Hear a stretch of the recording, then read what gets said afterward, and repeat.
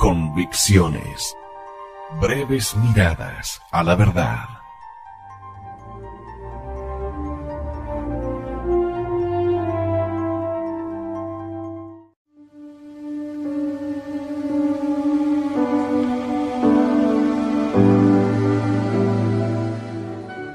La cristiada. Los cristeros mexicanos. Los arreglos. Los polémicos arreglos que significan el fin de la Primera Guerra Cristera ponen de relieve la heroicidad de los cristeros y su importancia a la hora de someter a la revolución. Pero tenemos que remontarnos al origen de la cristiada para entender lo que significan los arreglos. En primer lugar, los cristeros no se alzan obedeciendo órdenes de sus obispos, más bien se levantan en armas contra su consejo. Los levantamientos cristeros se producen de forma espontánea, en cascada, provocados por las medidas persecutorias decretadas por el gobierno contra la Iglesia y el clero. La cristiada no es fruto de una conspiración de unas élites, sino del entusiasmo de un pueblo. De hecho, en el curso del verano de 1926, la Santa Sede ordena que los sacerdotes se abstengan de ayudar material o moralmente a la revolución armada. La diplomacia vaticana opta por la vía negociadora con el gobierno mexicano, por lo que la insurrección armada es vista como un obstáculo perturbador. Si bien es cierto que algunos pocos obispos no dudan en dar su apoyo a los cristeros, también lo es que estos son minoría y que se impone una posición por parte del clero, si no hostil, sí indiferente. Los obispos procristeros han de aceptar, por obediencia, esta postura oficial, no sin rabia y rubor. Sin embargo, los hechos desbordan los cálculos de la diplomacia. Ni el gobierno mexicano ni el alto clero han calibrado bien la reacción del pueblo cristero. Así pues, el conflicto se consolida y la opción negociadora queda congelada a la espera de una situación más propicia. Después viene la guerra que dura hasta 1929, en que se acuerdan, con la importante participación del embajador norteamericano Marrow, los arreglos entre el Estado y la Iglesia. La situación de la guerra es tan favorable a los cristeros que bien se puede calificar 1929 como su momento de máximo apogeo. Tras unos inicios duros y desorganizados, el movimiento cristero se ha erigido como un enemigo imbatible por las armas. La erradicación total de la insurrección, anunciada innumerables veces, se ha demostrado imposible. Cuando se aplasta un grupo en un lugar, surge otro mayor en otra zona. Así, Gorostieta y Degollado cuentan en el oeste con un ejército de 25,000 hombres armados y organizados, además del apoyo de las autoridades civiles de la zona. En el resto del país hay otros 25,000 cristeros que controlan una cada vez mayor parte del territorio. Los federales, exhaustos y derrotados en el campo, han optado por dejar el país en manos de los cristeros, recluyéndose en las ciudades. A pesar de ello, los cristeros siguen hostigándoles en los mismos centros urbanos. Es en esta situación sin salida en la que Calles apuesta por una salida negociada, más por necesidad que por convencimiento. Los inicios de la negociación indican lo que posteriormente ocurrirá. Un mal síntoma es el hecho de que los arreglos son alcanzados por el grupo clerical hostil a los cristeros. Ya Monseñor Orozco había advertido a Roma en 1928 que de no haber sido por los cristeros el gobierno nunca hubiera iniciado las negociaciones, al tiempo que suplica que los cristeros no sean inútilmente sacrificados. Palabras proféticas de lo que va a suceder. El posterior acuerdo para enviar injustamente al exilio a Monseñor Orozco no augura nada bueno. En cualquier caso, nunca se solicitó la opinión de los que habían derramado su sangre.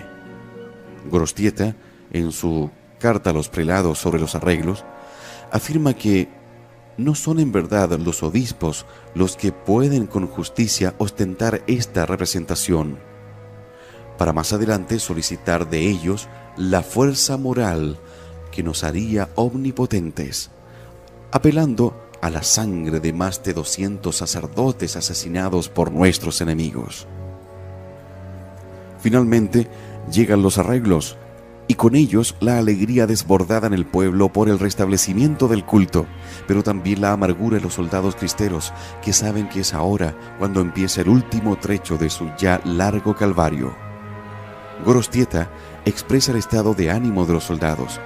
Cada vez que la prensa nos dice de un obispo posible parlamentario con el callismo, sentimos como una bofetada en pleno rostro, tanto más dolorosa cuando que viene la de quien podríamos esperar un consuelo, una palabra de aliento en nuestra lucha. Aliento y consuelo que con una sola honorabilísima excepción de nadie hemos recibido. No son de extrañar pues las palabras del Padre Cruz, en aquel momento seminarista, respecto del pacto. Fue un escandalazo brutal, nadie quería. Pero los cristeros, como buenos cristeros, obedecen y entregan las armas. Los últimos en deponerlas lo hacen a finales de septiembre de 1929.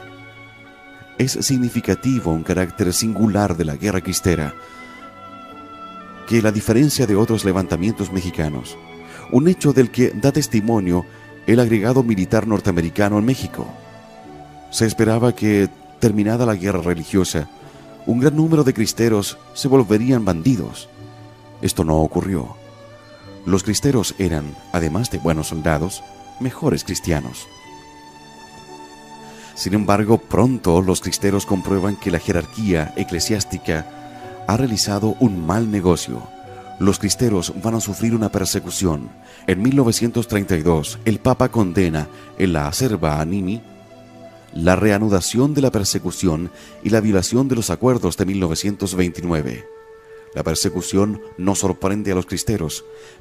En palabras de uno de ellos, Aurelio Acevedo, teníamos conocimiento cabal de los hombres de la revolución y sabíamos que jamás cumplirían.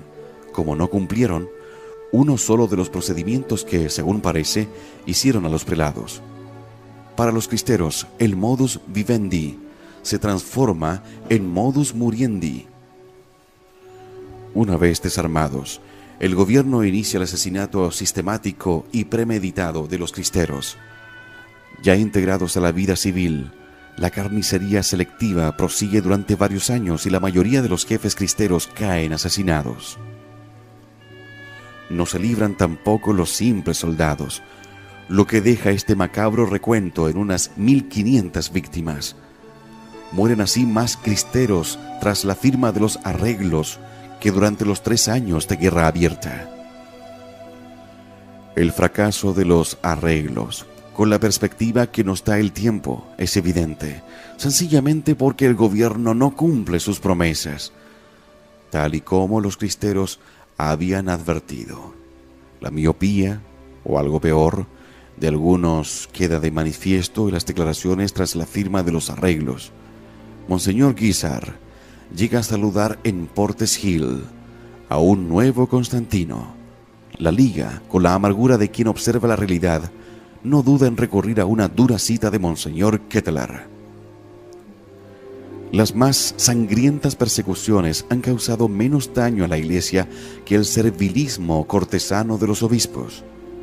El padre Arroyo escribe, a su vez: fue una cosa demasiado triste para los cristeros el ver que todo el mundo los abandonaba, el ver que los sacerdotes, por quienes tanto habían sufrido, los anatematizaban como si fuesen criminales, exigiéndoles una rendición incondicional, el quedar indefensos en manos de sus enemigos, el írseles el triunfo de la Iglesia de sus manos por arreglos de los mismos que más los necesitaban y de quienes menos esperaba.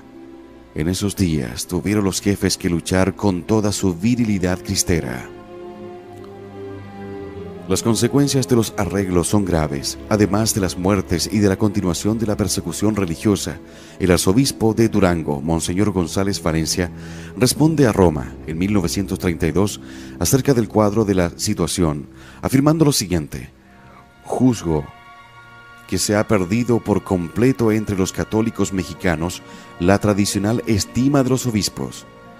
Y esto no es de maravillar, si se atiende al cambio absoluto del dignísimo modo de obrar del episcopado al principio del conflicto para venir al actual modo de comportarse. Hace poco corrió impreso un opúsculo titulado Se nos dijo, en el cual, con documentos de los obispos y de la Santa Sede, aparece lógicamente condenada la actual conducta. Confieso que no veo cómo no precedemos ilícitamente los obispos, cómo no sometemos totalmente la Iglesia al Estado.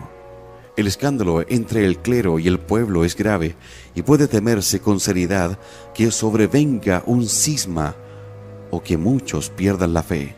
Efectivamente, fruto de la actitud de quienes hicieron y apoyaron los arreglos, hubo quienes perdieron la fe, y allí donde no se conocía ningún ateo, ningún masón, ningún protestante, aparecen sectas que, según Acevedo, hacen un daño tremendo, no con su natural propaganda, sino con la muy elocuente paradoja que pusieron en sus manos los arreglos.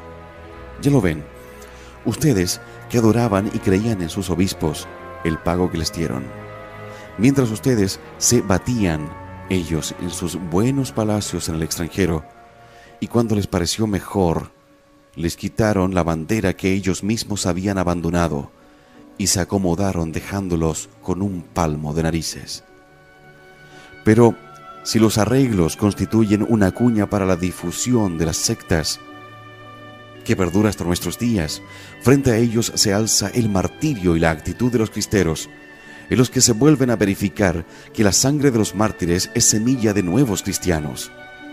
Si hoy podemos hablar de la existencia de cristianismo en México, es gracias a los cristeros, que supieron ser fieles a Dios y a la Iglesia en todo momento y hasta las últimas consecuencias.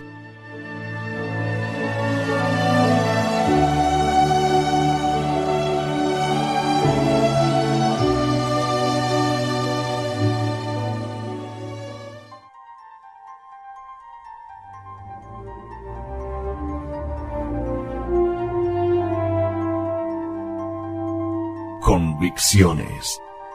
Breves miradas a la verdad.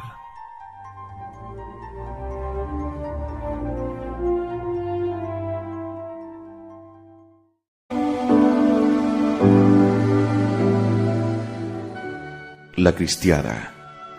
Los cristeros mexicanos. Los arreglos. Los polémicos arreglos que significan el fin de la Primera Guerra Cristera ponen de relieve la heroicidad de los cristeros y su importancia a la hora de someter a la revolución. La armada es vista como un obstáculo perturbador. Si bien es cierto que algunos pocos obispos no dudan en dar su apoyo a los cristeros, también lo es que estos son minoría y que se impone una posición por parte del clero, si no hostil, sí indiferente. Los obispos procristeros han de aceptar, por obediencia, esta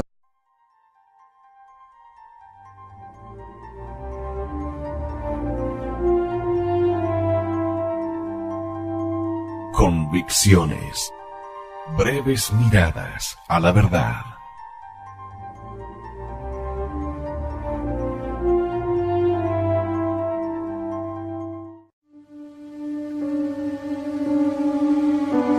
La cristiada no es fruto de una conspiración de unas élites, sino del entusiasmo de un pueblo.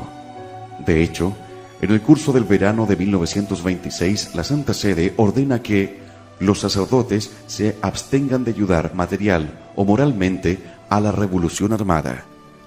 La diplomacia vaticana opta por la vía negociadora con el gobierno mexicano, por lo que la insurrección... Pero tenemos que remontarnos al origen de la cristiada para entender lo que significan los arreglos. En primer lugar, los cristeros no se alzan obedeciendo órdenes de sus obispos, más bien se levantan en armas contra su consejo. Los levantamientos cristeros se producen de forma espontánea, en cascada, provocados por las medidas persecutorias decretadas por el gobierno contra la Iglesia y el clero.